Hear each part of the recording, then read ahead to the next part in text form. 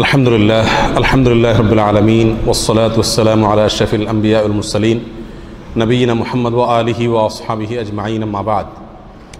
সম্মানিত ভাই বন্ধুগণ, আমরা সবসময় সাধারণত আলোচনা শুনে থাকি মা বাবার হক এবং অধিকার প্রসঙ্গে। সন্দেহ নাই, আল্লাহ এবং তার রাসূলের পরে এই পৃথিবীতে মা বাবা হলেন একমাত্র ব্যক্তি যাদের হক, যাদের অধিকার, যাদের পাওনা সন্তানের কাছে পৃথিবীর যে কোনো মানুষের চাইতে সবচাইতে বেশি। এজন্য মা বাবার হক এবং অধিকার আদায় করার জন্য একজন সন্তানকে সর্বাত্মক চেষ্টা মৃত্যু পর্যন্ত চালিয়ে যেতে হবে। এবং মা বাবার হক আদায়ের ক্ষেত্রে আমাদের ত্রুটি বিচ্যুতি প্রচুর পরিমাণ হয়, এটা বলাই বাহুল্য। কিন্তু পাশাপাশি এটাও সত্য, সন্তান যেরকম বাবা মার হক আদায়ে ত্রুটি করলে, বিচ্যুতি করলে সেটার জন্য আল্লাহর কাছে পাকড়াও হবে। বাবা মাও সন্তানের হক আদায়ে ত্রুটি বিচ্যুতি করলে এবং সন্তানের প্রতি যদি জুলুম অবিচার করে তার জন্য বাবা মাকেও আল্লাহর কাঠগড়ার আসামি হয়ে কিয়ামতের দিন দাঁড়াতে হবে। কারণ রাসূল আকরাম সাল্লাল্লাহু আলাইহি ওয়াসাল্লাম বলেছেন, আলা কুল্লুকুম রাইন ওয়া কুল্লুকুম মাসউলুন আন রাইয়াতিহি। মনে রাখবে, তোমরা প্রত্যেকেই কারো না কারোর দায়িত্বশীল, প্রত্যেকেই কারো না কারোর কি দায়িত্বশীল, এবং যে যার দায়িত্বশীল সে তার ওই দায়িত্ব সম্পর্কে আল্লাহর কাছে জিজ্ঞাসিত হবেন। অতএব মা বাবা তারা সন্তানের দায়িত্বশীল, তাদের অভিভাবক, তাদের দায়িত্ব মা বাবার উপরে। মা বাবা যদি তাদের দায়িত্বকে যথাযথ রূপে আদায় না করেন তাহলে আল্লাহর কাছে তার জন্য জিজ্ঞাসার মুখোমুখি হতে হবে। অন্য এক হাদিসে রাসূল আলাইহিস সালাম বলেছেন, ওয়াত্তাকুল্লাহ ওয়াদিলু বাইনা আওলাদিকুম। মা বাবাদেরকে খেয়াল করে আল্লাহ নবী আলাইহিস সালাম বলেছেন, তোমরা আল্লাহকে ভয় করো হে মা বাবারা, আর তোমাদের সন্তানদের প্রতি তোমরা ন্যায় বিচার করো, ইনসাফ করো, জুলুম অবিচার করিও না। আল্লাহ সুবহানাহু ওয়া তাআলা জুলুম এটা হারাম করে দিয়েছেন তার নিজের প্রতি। এক হাদিসে আসছে, নবী আলাইহিস সালাম বলেছেন যে আল্লাহ সুবহানাহু ওয়া তাআলা হাদিসে কুদসিতে বলছেন যে আমি আমার নিজের প্রতি নিজে হারাম করে দিয়েছি জুলুম করাকে। কারোর প্রতি জুলুম করা আমার নিজের জন্য নিজে আমি হারাম করে রেখেছি। কে বলেছেন? আল্লাহ সুবহানাহু ওয়া তাআলা।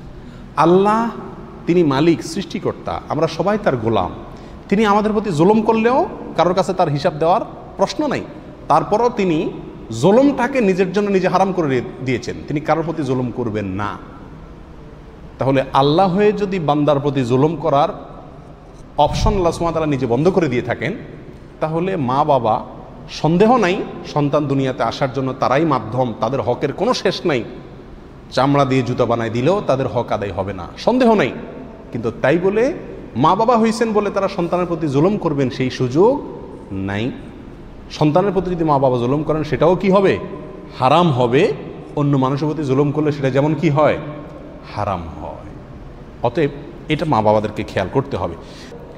স্ত্রী নির্বাচনের ক্ষেত্রে এরকম স্ত্রী নির্বাচন করা যে স্ত্রী থেকে আমি কি পাবো? ভালো ফসল পাবো, দিনদার সন্তান পাবো, বুঝ জ্ঞানালা সন্তান পাবো, বিবেক বুদ্ধিসম্পন্ন সন্তান পাবো, যেই মা সুষ্ঠু সঠিকভাবে আল্লাহ এবং তার রাসূল সাল্লাল্লাহু আলাইহি ওয়াসাল্লাম বাতানো পথে সন্তানকে বড় করে তুলবে। অর্থাৎ দিনদার মা নির্বাচন করা, এটা বাপের এক নম্বরের কর্তব্য।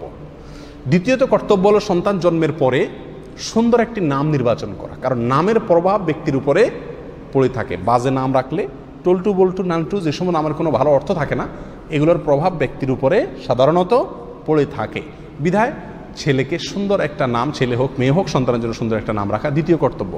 3 নম্বর কর্তব্য হলো ছোটবেলা থেকেই সন্তানকে আল্লাহর সঙ্গে পরিচিত করা, কোরআনের সঙ্গে পরিচিত করা, হাদিসের সঙ্গে পরিচিত করা। এটা করলে বাবা নিজেই প্রথমে লাভবান হবেন। একজন সন্তান যখন আল্লাহকে চিনবে, তার রাসূলকে চিনবে, কোরআনকে চিনবে, হাদিসকে চিনবে, সে মা বাবার হক জানবে, মা বাবার অধিকার জানবে, তাহলে সবচেয়ে বেশি বেনিফিটেড কে হবেন? স্বয়ং মা বাবাই হবেন। বিধায় 3 নম্বর কর্তব্য হলো এটা শেখানো। এটা যদি না করেন সন্তান দুধে পাতা থাকবে কেমনে সে চিন্তা করছেন। দুনিয়ার শিক্ষা, জাগতিক শিক্ষা সবই দিয়েছেন, স্কুলে পড়াইছেন, কলেজে পড়াইছেন, কোনো সমস্যা নেই, কিন্তু সন্তানকে মুত্তাকি বানান নাই, পরহেজগার বানান নাই, ঈমান আকীদা শিখান নাই, কোরআন হাদিস শিখান নাই, আল্লাহর হক তার রাসূলের হক শিখান নাই, তাহলে আপনি সন্তানের হক আদায় কি করলেন? ত্রুটি করলেন। এই সন্তান বড় হওয়ার পরে আপনার নাফরমানি করলে, আল্লাহর নাফরমানি করলে তার দায় আপনাকেও বহন করতে হবে, কারণ আপনি কি করেন নাই? তাকে সঠিক পথে উঠাই দেন নাই। নবী আলাইহিস সালাম বলেছেন, কুল্লু মাউলুদিন ইউলাদু আলাল ফিতরা, প্রতিটি ছোট শিশু জন্মগ্রহণ করে মুমিন হিসেবে, স্বভাবগতভাবে জন্মগতভাবে প্রত্যেকেই ইমানদার হয়ে জন্মগ্রহণ করে। তবে তার মা বাবা তারা হয় তাকে ইহুদি বানায়, খ্রিস্টান বানায়, অগ্নিপূজক বানায়, বেঈমান বানায়, নাস্তিক বানায়, বেনামাজি বানায়। এগুলো সব কারা করে? মা বাবা করে। কিভাবে করে? ওই যে মা বাপকে যা করতে করতে দেখে সন্তান তাই শিখে, মা বাপ যা শিখায় সন্তান তাই শিখে। এই জন্যই ভালো ঘরের সন্তান হলে মা বাপ যদি তাদেরকে ভালো পথ দেখান সাধারণত তারা কি হয়? ভালো হয়। এ হাদিস থেকে বোঝা গেল সন্তান যদি বেদিন হয়, বদ্দিন হয়, তার পেছনে কার ভূমিকা আছে? মা বাবার ভূমিকা আছে। বিধায় মা বাবা হয়েছি শুধুমাত্র সন্তানের কাছ থেকে আমার হক এবং পাওনাগুলো বুঝে নিব সেটাই না, বরং এর পাশাপাশি সন্তানের প্রতি আমার কি হক আছে, কর্তব্য আছে, সেগুলো কি করতে হবে? খেয়ালে রাখতে হবে।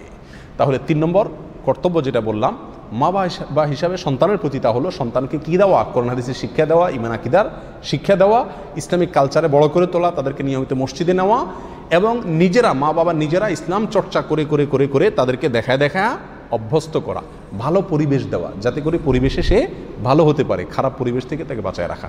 এগুলো সবগুলো হলো কার কর্তব্য? মা বাবার কর্তব্য।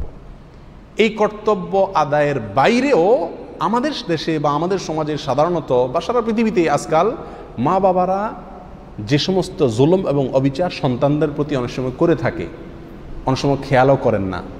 সন্তান হয়তো আল্লাহর ভয় কিছু বলতে পারেন না, যেহেতু মা বাবার সামনে উচ্চবাচ্য করা যাবে না। যত জুলুমই করুক না কেন, মা বাবা জুলুমের প্রতিবাদ করতে গিয়ে মা বাবার সামনে উচ্চবাচ্য করা এর অধিকার সন্তানের নাই। সন্তান জুলুম নীরবে সহ্য করতে হবে, মা বাবার সামনে বেয়াদবি করতে পারবে না। এই সুযোগে অনেক মা বাবাই সন্তানদের প্রতি অহরহ কি করে যাচ্ছেন? জুলুম করে যাচ্ছেন। কি কি জুলুম করে থাকেন তার ভিতরে একটা যদি আমরা বলি, ইনসাফ না করা, যেটা আমাদের ঘরে ঘরে আমাদের সমাজে দেখা যায়। 4 জন 5 জন 6 জন সন্তান আল্লাহ তাআলা দিয়েছেন কোনো মা বাপকে। এই সন্তানদের মধ্যে কি করতে হবে? ইনসাফ করতে হবে। কোন দিক থেকে ইনসাফ করতে হবে? সুযোগ সুবিধা দেওয়ার ক্ষেত্রে, হাদিয়া তোহফা দেওয়ার ক্ষেত্রে, সম্পত্তি দেওয়ার ক্ষেত্রে, এগুলো দেওয়ার ক্ষেত্রে তাদের প্রতি কি করতে হবে? ইনসাফ করতে হবে। ভালোবাসার ক্ষেত্রে যে ইনসাফ, সেটা পরিপূর্ণরূপে সম্ভব নয়। কারোর প্রতি মনের একটু টান বেশি হবে, কারোর প্রতি মনের টান একটু কম হবে।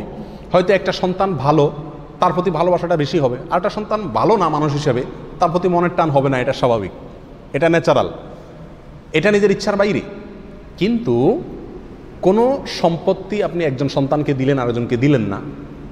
একজন সন্তানকে আপনি পড়ালেখা করায় শিক্ষিত করলেন, আরেকজনকে ইচ্ছাকৃত সামর্থ্য থাকা সত্ত্বেও পড়ালেখা করালেন না, বাদ দিয়ে দিলেন। এভাবে যত রকমের জুলুম হতে পারে এই সবগুলো হারাম। যদি মা বাবারা এরকম করেন, কিয়ামতের দিন ওই মা বাবা আল্লাহর কাঠগড়ার কি হবেন? আসামি হবেন। ইয়াউমা ইয়াফিরুল মারউ মিন আখিহি ওয়া উম্মিহি ওয়া আবিহি ওয়া সাহিবাতিহি ওয়া বানিহি। মানুষ সেদিন সন্তান থেকে পালাবে মা বাপ কিয়ামতের দিন। এ পালানোর একটা কারণ এটাও যে না জানি সন্তান তার কোনো হকের জন্য আমাকে কি করে ধরে? আজকে আল্লাহর সামনে আটকায় ধরে। প্রিয় ভাই বন্ধুগণ, একবার নবী আলাইহিস সালামের কাছে একটা লোক আসলেন। তিনি তার এক সন্তানকে কিছু সম্পত্তি দিছেন।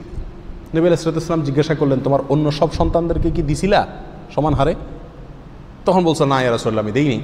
নবী আলাইহিস সালাম বলছেন, যাও তাদের সবাইকে সমান হারে দাও, কারণ তোমার ঔরস থেকে, তোমার গর্ভ থেকে যে সন্তান জন্ম নিয়েছে তারা সবাই, ছেলে হোক মেয়ে হোক, প্রত্যেকের কে কতটুকু অংশ পাবে কোরআনে বর্ণনা দেওয়া আছে। ওই বর্ণনা অনুপাতে সবাইকে দিবা, কম বেশ করতে পারবা না। তাহলে সন্তানদেরকে হাদিয়া দেওয়ার ক্ষেত্রে কম বেশ করা, এটা হলো মা বাবার জুলুম বা অবিচারগুলোর মধ্যে থেকে একটা। কখনো কখনো কম বেশ করা যাবে, যেমন যে জিনিসটা সবাইকে সমান দেওয়া সম্ভব না, বেশ কম হবেই। যেমন চিকিৎসা, একজন অসুস্থ হয়েছে সন্তান, আরেকজন সুস্থ আছে, তাহলে একজনের জন্য খরচ করতে হবে, আরেকজনের তো করা লাগবে না, এটা তো কম বেশ হবেই, এটা করা যাবে। একজন হয়তো ভালো ছাত্র, সে একটা স্কুল কলেজে চান্স পাইছে, তার পেছনে খরচ বেশি লাগতেছে। আরেকজন ভালো ছাত্র না, সে চান্স পায় নাই, তো তার পেছনে খরচ লাগতেছে না। বা একজন পড়ালেখা করছে, আরেকজন করে না, নিজে নিজে পড়ালেখা থেকে সে সরে গেছে, তাহলে সেক্ষেত্রে এখানে কম বেশ তো হবেই খরচের ক্ষেত্রে। কাপড় চোপড় কেনার ক্ষেত্রে একটা বড় ছেলে তার জামা কিনতে টাকা বেশি লাগবে, একটা ছোট ছেলে তার জামা কিনতে টাকা কম লাগবে, এখানে তো বেশ কম হবেই। এই বেশ কম মাফ, এই বেশ কমের সমস্যা নাই। জমি লিখে দিলেন, ক্যাশ টাকা দিলেন, স্বর্ণ গয়না দিলেন, অথবা যে কোনো মূল্যবান সম্পদ এক্সট্রা দিলেন, এই দেওয়ার ক্ষেত্রে সবাইকে কি দিতে হবে? সমান হারে বন্টন করতে হবে। হ্যাঁ, যদি সন্তানরা সবাই বাবা মাকে মাফ করে দেয় যে আমার বাবা মা অবিচার করছে অথবা কম বেশ দিছে, আমি আমার হক মাফ করে দিছি, সমস্যা নেই, আমার বাইরে বেশি দিছে, আমি মাফ করে দিছি, তাহলে বাবা মার আল্লাহর কাছে কি হবে না? পাকড়াও হবে না। কিন্তু কোনো সন্তান যদি তার হককে আটকায় রাখে, তাহলে আল্লাহর কাঠগড়ায় বাবা মা কি হবেন? আসামি হয়ে দাঁড়াবেন। আমাদের দেশে ঘরে ঘরে এই সমস্যাটা আজ বিরাজ করছে। মেয়ের প্রতি একটু টান বেশি, তাকে জমি লিখে দিস। বড় ছেলের প্রতি একটু টান বেশি, তার আরেকটা জমি লিখে দিস। হয় কি হয় না এই সমস্যাগুলো? আল্লাহ তাআলা আমাদের মা বাবাদেরকে সঠিকটা বোঝার তৌফিক দান করুন। আল্লাহর ভয় সন্তানের মধ্যে যেরকম থাকতে হবে, মা বাবার মধ্যেও কি সন্তানের ব্যাপারে আল্লাহর ভয় থাকতে হবে এবং রাখতে হবে। আরেকটা অবিচার হয়, সেটা হলো ইনকামের ক্ষেত্রে। ইনকামের ক্ষেত্রে দেখা যায় যে সন্তান একজন অনেক বেশি ইনকাম করতেছে, বাবা মা তার ইনকাম দিয়ে জমি কিনতেছে, এই জমি বাবা মা নিজের নামে কিনতেছে, পরবর্তীতে এই জমিতে অন্য ভাই বোন সবাই কি নিচ্ছে? ভাগ নিচ্ছে। যে সন্তানটা আগে ভাগে বড় হয়েছে, সে ইনকাম করছে, ইনকাম করে বাবার কাছে টাকা দিয়েছে জমি জমা কেনার জন্য, বাবা নিজের নামে জমি কিনলেন, ভাগ দিলেন কাদেরকে? সন্তানদেরকে। প্রথম সন্তান যদি তাতে সম্মতি না থাকে, রাজি না থাকে, তাহলে মা বাবার জন্য কি হবে না? এটা জায়েজ হবে না যে এক ছেলের সন্তান টাকাকে সবারই কি দিল? ভাগ দিয়ে দিল। এটা হয় না অহরহ। বিশেষ করে প্রবাসীদের ক্ষেত্রে এই কথাগুলো খুব বেশি হয়ে থাকে। আরেকটা সমস্যা হয়, সেটা হলো বিয়ের ক্ষেত্রে।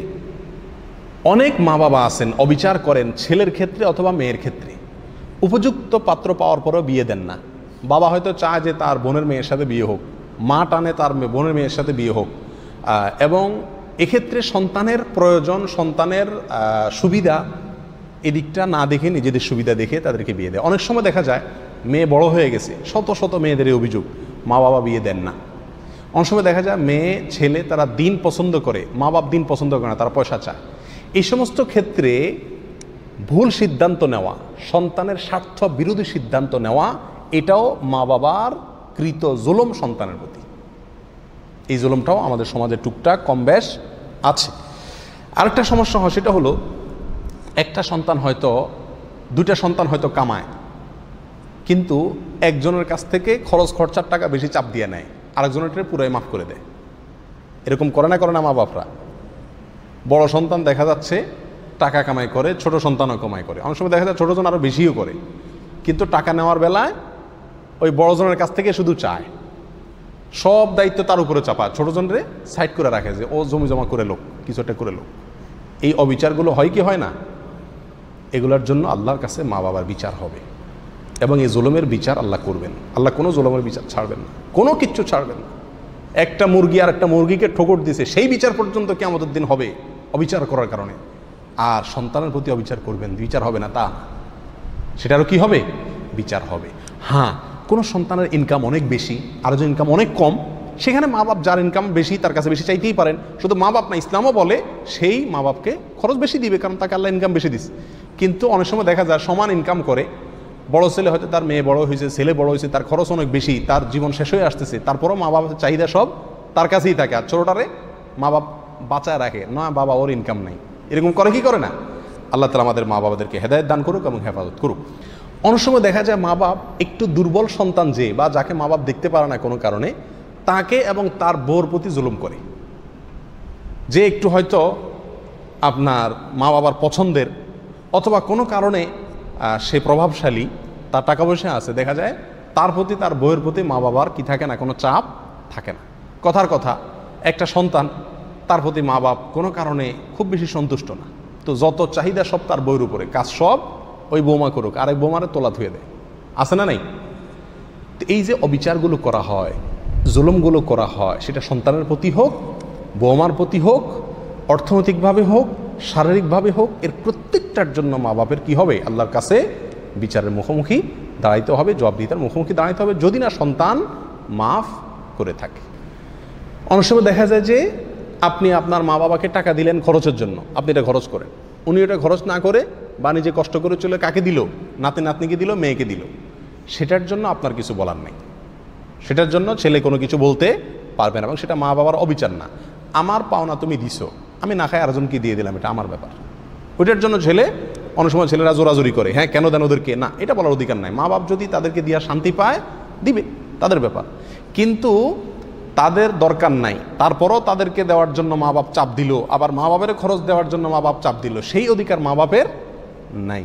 আদবের সাথে সেটার জন্য আপনার সামর্থ্য না থাকলে আপনি মা বাবার কাছে মাপ চেয়ে নিতে পারেন। আল্লাহ সুবহানাহু ওয়া তাআলা আমাদের সবাইকে পরস্পরের যে হকগুলো আছে সেগুলোর উপরে সচেতন থাকার তৌফিক দান করুন।